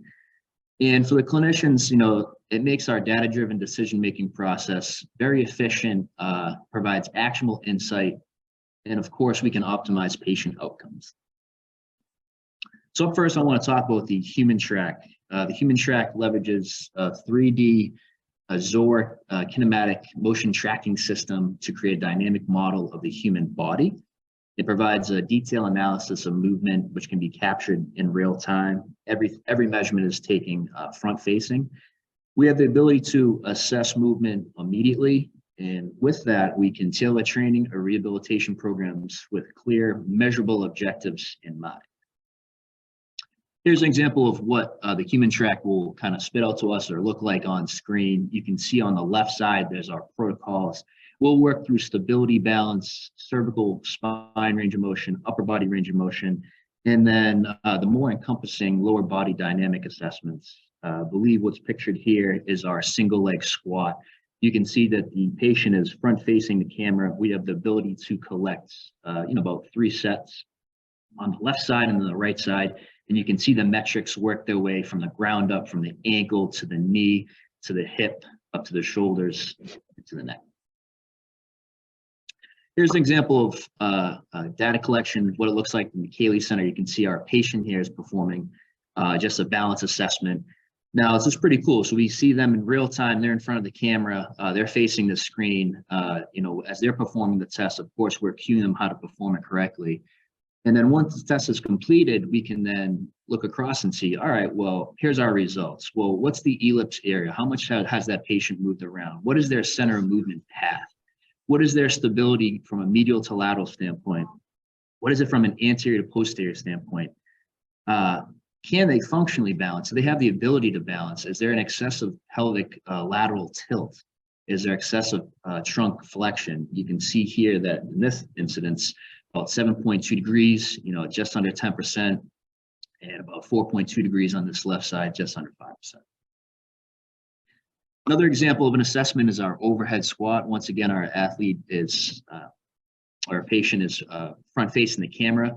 Now on screen, this might look okay to them, but as we're performing, so transferring results here, you can see, they might be lacking a little bit of some shoulder mobility. What is their degree of peak knee flexion? Is it consistent across the board through their 3 reps? On their left side, on their right side, are they achieving, at least 90 degrees here? One thing that's common that we see with a lot of our patients is, were they ever appropriately taught, how to perform a squat, let alone an overhead squat? We commonly see an excessive amount of trunk flexion, especially from an anterior perspective. You can see this patient here is swimming in anterior trunk flexion, about 37 degrees, 38 degrees, 39 degrees across the board. And then you can also kind of see, well, what side do they favor in terms of their overall core stability? You can see the trunk lateral flexion is favored on this right side pretty heavily. Just a couple other examples, some things that we'll look at will be, a stationary lunge. We can break down, key metrics such as peak hip flexion, peak knee flexion, peak spinal tilt, peak pelvic lateral tilt. And then to Dr. Meehan's talk there on dynamic valgus, we can assess a single leg squat in real time, which can be very challenging. Once again, some key metrics. We can look at peak knee flexion, total knee displacement. Is there an incidence of dynamic valgus? If so, can we quantify that? How much valgus is there? Is there an incidence of any varus? And then once again, what is the trunk lateral flexion? You can see here in the rep 2, just want to highlight, as they're performing their 3 reps, is it consistent? Are the reps consistent? You should be able to perform a single leg squat with a certain amount of consistency here. You can see as they start off, as they go into their second rep, the value of valgus is something that goes from about 5.7 degrees to 13.9 degrees. So this is something that we can kind of track. Next, I wanted to just touch base on our force frame, which is our isometric strength testing and training device. So at the center, I know it's quite popular to have handheld dynamometers. We've been fortunate to use this fixated frame. If you can look at the picture on the left here, as opposed to a handheld dynamometer with one sensor, that's used with manual resistance for. With the fixated frame, you can see now we've incorporated 4 different sensors. So there's adjustable outer sensors that laterally adjust a variety of widths and can be rotated to 90 degrees to support further positions. You can adjust the height accurately as well. The crossbar can be quickly and easily adjusted to suit the test or exercise. Of course, with any type of testing, isometric, isokinetic, patient positioning is critical here. So with the protocols that we have in place, of course, appropriate cueing is always warranted across the board. So I just want to pull up an example of, when we're looking at isometric strength, of course, in the literature, you're going to have, do you have weak abductors, hip abductors, weak adductors? So here's just an example of the setup and how we can use the force frame to collect and manage that data. So you can see on the top, it's going to be, the push, the pull sensors. It's going to be the degree amount of abduction that the athlete's kind of putting out. And then below that chart, they can see the amount of adduction. So it's interesting here. We're going to look at abduction to adduction ratios. Now, I believe this patient was coming off of, a right or left-sided injury at the time. I can't really recall. What we can see there is that they are really have a ton of abduction here on their right side compared to the left side. Now, we'll give the patient and we'll use a iPad to collect the data. So you can get immediate feedback. It's almost like biofeedback in a sense. So as you're performing these sets and reps, you can see immediately like, wow, I'm a lot stronger on this side versus that side. And this patient was an ice hockey player. So what was interesting is that their abduction to adduction ratio actually strong with adduction on the left side here. You can kind of see the force trace and how there's a higher incidence of increases in adduction there. Now, with using the force frame, we can, of course, create isometric strength profiles. All the information is stored in a hub that we use at the center, but the data is, it streams right in front of you. So here's just a variety of different tests. Actually, that this patient was assessed with, and we collected, for example, hip extension, the direction, how many reps we're collecting, what was the max force, what was the percent asymmetry, and then what is the average force across the board. Now, I did want to just highlight, we did look at hip adduction and abduction at 45 degrees in the setup there. You can see there that on the left side, the athlete is stronger, just under 10% with 9.7% asymmetry. And then with abduction, the athlete favors the right side. They're now over 10% with about a 13.8% deficit. Last but not least, I wanted to talk about our force plates. Vol Performance Technology calls these devices force decks. I did want to provide a basic oversight of the hardware itself. So a lot of times, force plates are typically built into the ground. We do have another set of force plates that are built into the ground at our center here. But what's interesting about these force plates is that it's a bilateral system. There's a high sampling rate. They're portable. There's excellent force resolution. The total capacity is over 9,000 pounds, and they have a wireless capability. So we can move these force plates around. We can take them with us. We can bring them if we want to screen teams in other areas. Just the essence of having portability is amazing with having a force plate. On the right side of the screen, we have just some tests that we'll collect using the force plates. We have, your squat assessment, your hop and return, your hop tests, your counter movement jump, which I want to highlight here in a few. There's your squat jump, your land and hold, and your drop jump. Now, when we're talking about force plates, it's a really good way to use technology to evaluate neuromuscular performance. Of course, you can see on screen here, the force decks themselves, dual force plate system. What we can do is we're going to look at neuromuscular performance asymmetries, and we really want to underpin an athlete and the patient's movement strategies. We can get really creative and assess dynamic and sport-specific movements. We can analyze neuromuscular strength and imbalance, and then we can record jump characteristics. I have an animated GIF here of one of the patients we were working with that was coming off a right side ACL injury. You can see, it's noticeable here that the athlete is kind of offloading their right leg as they're shifting their weight eccentrically, getting ready to take off. So, of course, we can analyze neuromuscular strength and imbalances here and kind of just work on reestablishing appropriate movement patterns. Here's just an example of some other tests that we can look at, some that are often heavily researched. There's our lands and holds. I love this test because we can really look at how does an athlete dissipate force, what is their time to stabilization. Also, in terms of their landing, what is their peak force? Are they heavily landing on their right side? Are they offloading their left leg? This is a great test to look at. Of course, with all the ACL research that's out there, we look at our drop jump. We look at our single leg drop jump. So I just wanted to kind of highlight another test that we will evaluate at the center. One of my favorite tests can be our hop and return. As an athlete is looking to perform this test, they can stand on, say, their right side. They can jump medial to lateral. They can then go lateral to medial. And we can look at, time to stabilization as they're in high incidence of eccentric loading. Think about if an athlete has a history of ankle sprains, knee injuries, hip injuries, you name it. If there's an increased time spent during the eccentric loading phase, from a right to left standpoint, we know that, well, they're not fully necessarily healed from injury, and that's also a precursor for injury moving forward. Then I do want to spend some time just talking about the counter movement jump, just because it is very heavily researched here. You can see in the photo on the left, the athlete performs a quick, rapid descent down before they propel up in the air, looking to achieve max height. But the counter movement jump is an excellent way to assess neuromuscular eccentric and concentric strength here.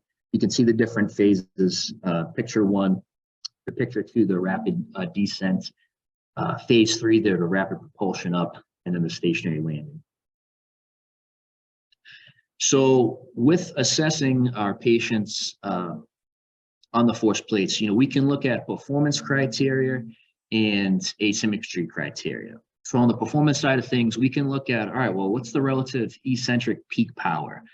What is the jump height? Of course, all athlete wants to know how high they can jump. So this is always an interesting piece of information. What is their peak power divided by their body mass? What is their RSI modified? What does their reactive strength look like? From an asymmetry standpoint, you can see in the slide we had previously, what is the eccentric deceleration rate of force development? Is there a noticeable weight shift before the athlete is looking to hinge down into their jump before takeoff? What's the concentric impulse? You can see here the athletes heavily favoring their left side here from a concentric standpoint coming off of that ACL injury.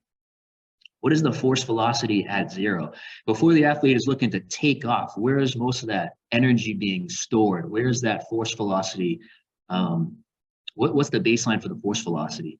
And then, of course, what is the peak landing force? We want individuals to land from a symmetrical standpoint. If they're going to favor a left versus a right side, of course, that's going to create a significant imbalance, and it can increase the likelihood for injury. Now, I did just want to kind of show, in terms of rehabilitation, how we can utilize this technology to just track during specific episodes. So with this same athlete here, they came in around January coming off of an ACL injury, which was very early on in their rehabilitation. And I said, let's see what we got here. Let's kind of build a profile for you. Let's kind of really track to see how well you're performing during your rehabilitation. So we took an assessment in February. We revisited that a couple weeks later in March here. We did another test in March, and they're kind of right around a specific threshold. Well, at that point, they were just starting to regain their asymmetries and their deficits. So we knew that we could kind of really start to work on their reactive strength. You can see then in April and then in May, and then towards around about the 8-month mark, when they were, seeking clearance, having a critical follow-up, you can see how their strength really, or their jump height really started to go through the roof there. We also tracked eccentric peak force. When they came in back in February, they're about 14 newtons. Fast forward all the way to June, and they're at 1930 newtons. So a huge increase in that eccentric force. We can look at eccentric peak force divided by body mass. Once again, when they're around 3.5 months, they're at 11.6 watts per kilogram. Just watch how they continue to climb: 12.4, 12.8, 13.6, 13.6. Must have been on vacation that week. And then 16.4 when they were kind of just right on the peak of returning to play. Here's an excellent way to just track our eccentric mean force asymmetries. Of course, to optimize buy-in during rehabilitation process, patients, some might care, some might not care, but it's just an interesting way to display their progressions and, how well they're doing. Usually it's a week by week, month by month trajectory there. So when this patient came in, you can see their eccentric mean force. They were favoring that left side. They were slowly getting better. And then by the late spring into the early summer, they started to then favor their ACL side, which was actually this athlete's dominant side. So we were kind of getting them back to where they were at their pre-injury levels. Now, of course, with normative data, normative data norms are information from a population of interest that establishes a baseline distribution of results for that particular population. Of course, it can provide further insight into our patients, clients, and our personnel, and it can assist our team in continuing to improve the performance and health of athletes, clients, and personnel in the future. So I was excited to compile all this data before this talk. Over the last year, since we kind of incorporated human measurement technology into our injury prevention evaluation, we can kind of start to see it's a very small sample size, but it can provide some keen insight into specific, data points here. So, for example, if you kind of look at the charts here with the Carter movement jump, what's been the relative concentric peak power for our patients, that are under 12, that are between 12 and 14. That are 14 to 16, that are 16 to 18, that are 18 and older. What are the differences between male and female here? And now we kind of have these results to just cross-reference, and we have that for a variety of tests throughout all the different systems that we use in our human measurement and evaluation portfolio. The overhead squat, an example of data that we displayed earlier. What's the peak hip flexion of a 12-year-old versus 14 to 16-year-old male versus female? What's the peak knee flexion here? What are some of these normative data points that we're kind of slowly collecting to just provide some norms here? And what Dr. Meehan was mentioning earlier, hip adduction and abduction, having weak hip abductors here. This is looking at the force frame and specific strength measurements. Now we can kind of just categorize based off of all the isometric measurements that we're collecting. What's the amount of peak force that we're seeing for the younger individuals and the older individuals? And of course, looking at age and across male and female representations. Now, shifting gears to injury prevention programs. Every time we have a patient that comes into the Micheli Center, I think number one is patient education, because a lot of folks are still really unsure of what injury prevention is. I always tell our patients and our clients that injury prevention should be proactive, not reactive, okay? A lot of times if we're getting referrals or if folks are coming in to see us, it's because they have either previously sustained an injury, they went through a rehabilitation process, as opposed to being proactive and thinking, hey, what can I do to make sure that I don't get injured? Now, the injury prevention specialists at the Micheli Center, our main priority in athletic development is injury prevention. Of course, using the human measurement technology that we just reviewed, our goal is to identify risk factors for injury. That's going to be the first step towards designing evidence-based injury prevention programs. Now, rather than list several isolated risk factors in order to plan an effective preventative intervention, clinicians and the specialists at our center, we're aware of how these risk factors interact with each other, because it's important to build programs with velocity and training principle for an athlete to help them achieve their goals. Now, the philosophy at the Micheli Center is fairly straightforward. Of course, with anybody that we work with, we want to simultaneously maximize athletic performance while reducing the athlete's risk for injury. I mean, you come to the Micheli Center, you get injury prevention, you get injury prevention, everybody gets injury prevention. And of course, I had to just highlight perfect downward dog form here. Unbelievable. Believe it or not, Dr. Meehan shared this paper with me maybe a little over a year ago, but to date, I believe it's one of the more comprehensive summaries of systematic reviews on sports injury prevention strategies. There was some pretty good data throughout the paper. I just want to highlight a couple key points. So what we're seeing is that if you incorporate injury prevention programs, they can be effective and reduce injuries by at least 40% in both youth and adults. Piggybacking off what Dr. Meehan had mentioned, of course, that has to encompass strength training, proprioception, balance, and then also psychological programs as well. There's moderate evidence to support exercise and neuromuscular training programs for ACL prevention. Much of the research on preventing sports-related injuries has focused on specific sports, primarily soccer. I know Dr. Meehan mentioned one of the more popular programs is going to be that FIFA 11 Plus. So in terms of designing a program, there's about 5 key steps that I just wanted to review. And number one is going to be a needs analysis. Of course, anytime a patient or a client comes in to see us, we want to know, what sport are they playing? What position do they play? Because each sport and activity has a unique biomechanical and physiological requirement to it. Exercise selection. We also want to know their goals and their background as well. Exercise selection. When we're thinking exercise selection, we'll go over this in the next couple slides. Training frequency here. Of course, this can change per season, preseason, midseason, postseason. But just because the training frequency changes, injury prevention does not go away. This is a training regimen that you should see throughout the duration of your competition. Timing is very important. When the patients, will say, or clients will say, I just don't have time to do it. I think you can always find time to do injury prevention training. So that's an answer that I don't always accept. And then of course, intensity in volume. With the intensity and volume of injury prevention training, you want to make sure that you're slowly increasing the difficulty and that there's variations throughout so that, you're not doing the same things consistently. You want to make sure that there's a relative difficulty in this progression that also incorporates variations. So with injury prevention program design, training must be specific to the movements common in the athlete's sport.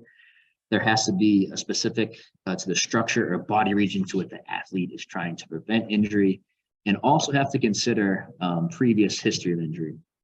Of course, with exercise selection, we have to provide a stimulus. For example, overload via increasing weight or faster speed or different variables necessary for adaptation. And like I mentioned earlier, gradually we have to become more challenging throughout the management. For example, progression of selective training variables. So here, there's 5 key elements: mobility, flexibility, speed and agility training, power, rotation, strength training, and conditioning. So when we look at the perfect injury prevention program, if one exists, I'm not sure if that's the case, but I think if you're hinting on, 5 of these factors here, you're doing a pretty thorough job. So with mobility and flexibility, I think that actually starts with breathing. It's amazing how many patients and clients that we work with that don't know how to breathe. Essentially, they hold their breaths. They don't know how to, breathe when they're performing an exercise. So I think a lot of times you have to start with breathing. Dynamic flexion, stretching, PNF stretching, static stretching. Of course, we know mobility and flexibility training is important. to reduce muscle stiffness and increase joint range of motion. Mobility is also important in improving overall movement patterning. A lot of times when folks come in with injury prevention training in mind, we want to just make sure we're properly restoring, how to move appropriately. Now, dynamic stretching is ideal prior to workouts. Every program that we do at the Micheli Center starts with dynamic stretching because it's a great way to prime the nervous system for activity. And then postural restoration, breathing exercises.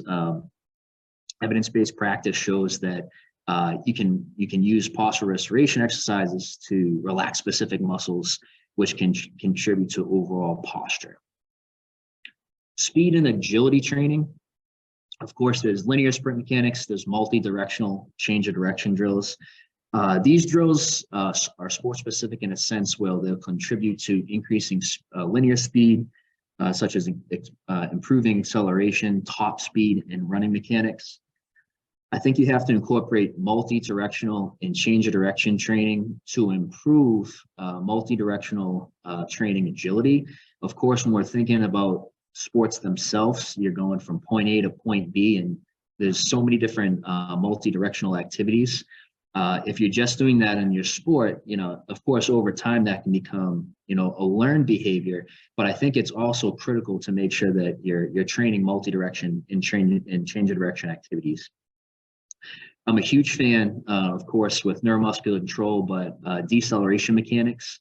Of course, we're seeing that deceleration exercises have been imperative and very helpful in preventing ACL tears. With power and rotational power, I think you have to break that down into triple extension. Of course, we can go vertical and horizontal, plyometrics, Olympic lifts, and then, of course, sport-specific activities. Your overhead throwing athletes, think about your jumping athletes. When we think of power training, we want to improve explosiveness and the ability to absorb external forces. Now, why would we want to do that? The whole goal there is because we want to decrease non-contact and contact-related injuries.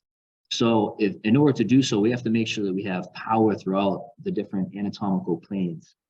And then, of course, with power and rotation, we want to make sure that we can, focus on athletic development and improve our jump height, that reactive strength, that stored energy, and then, of course, speed. With strength training, I think you really break that down into, torso, hip stability, lower body push-pull, vertical, horizontal, upper body push-pull exercises. We know that external resistance, while varying exercises, planes of motion, and intensities can promote physiological adaptations to increase neuromuscular control and strength. We want to diversify movement patterns that are similar to patterns required in all sports and activities. And then most importantly, we want to really make sure we're doing a good job with incorporating functional core stabilization exercise into our program. So here's just an example of functional core stability. The figure illustrates the various components and roles that interact to achieve functional core stabilization.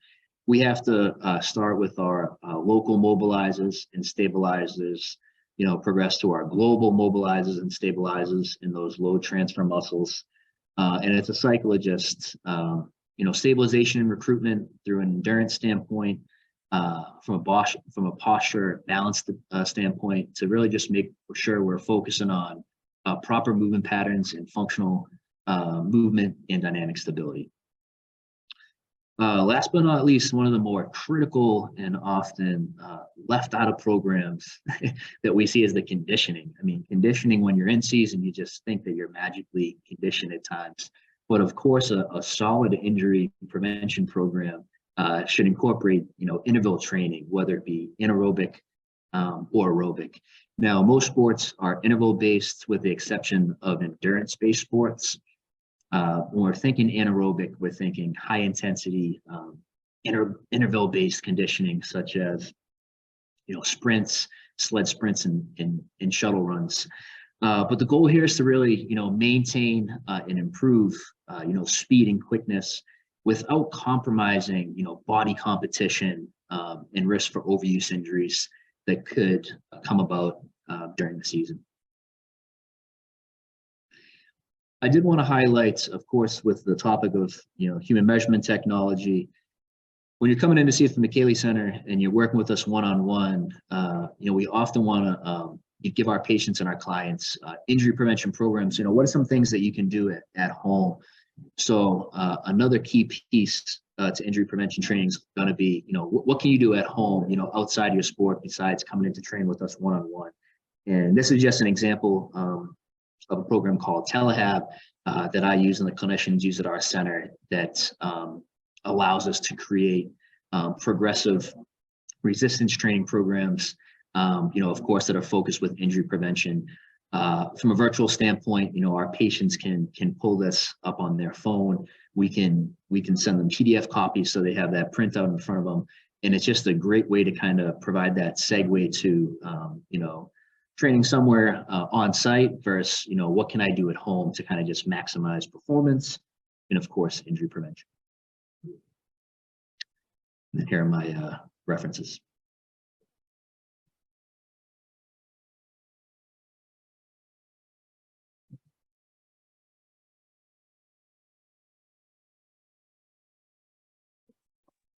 All right, perfect. Thank you, Shawn.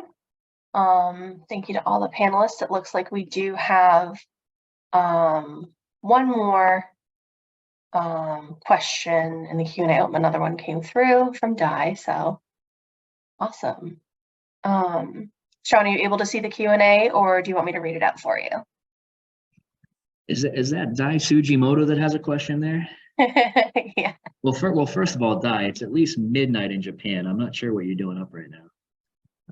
But yeah, let's take a look here. So thanks for tuning in, Dai. Really enjoyed learning a lot of the technologies and the use of data and training philosophy.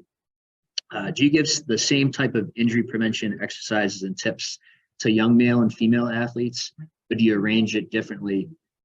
And if so, in what way? I mean, that's a great question, of course. And I think not the obvious answer, but what I would have to say is that it definitely differentiates between males, females, but it's going to be every individual athlete that we do screen and that we do use the technology with. I like to think that injury prevention is always customized to, of course, individual goals. And I think it's important that, of course, there could be some similarities with injury prevention exercises, but across the board, it's always going to be customized to that athlete because, we all know that they have a variation of previous injury histories, and we want to make sure that we're kind of specifically targeting an intervention that's going to benefit them. So I think that the main answer here would be that there could be some similarities with prevention exercises and tips, but it's always customized per patient or client.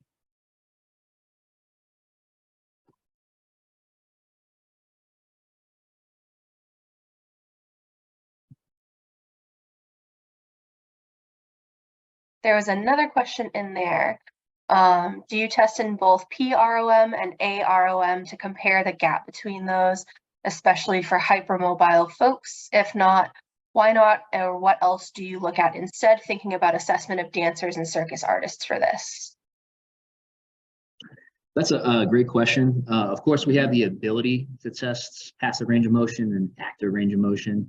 And we use both in our clinic. With the technology itself in front of the motion capture system, we do assess active range of motion. If we do want to look more closely at specific joints, we'll still use passive range of motion, especially with our ACL patient population.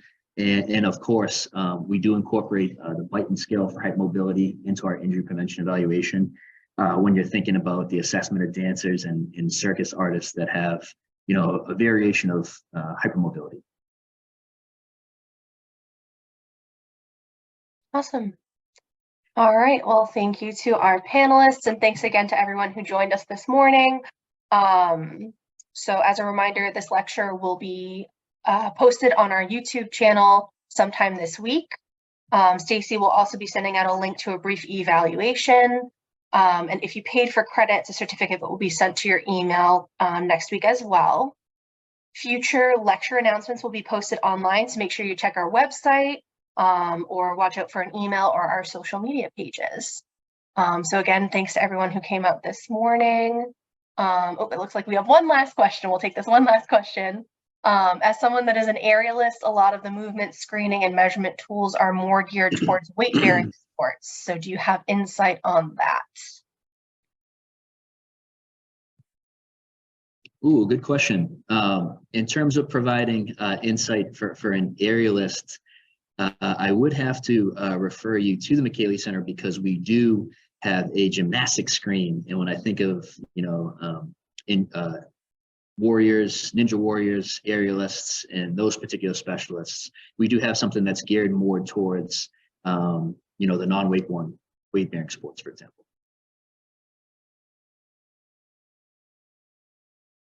All right, great. Well, thank you again to everybody that's in here. All right, perfect. And then Di is now going to bed. Perfect. Good night, Di. All right, great. Well, thank you to everybody for joining us this morning. And we will see you at the next lecture. Take good care, everyone.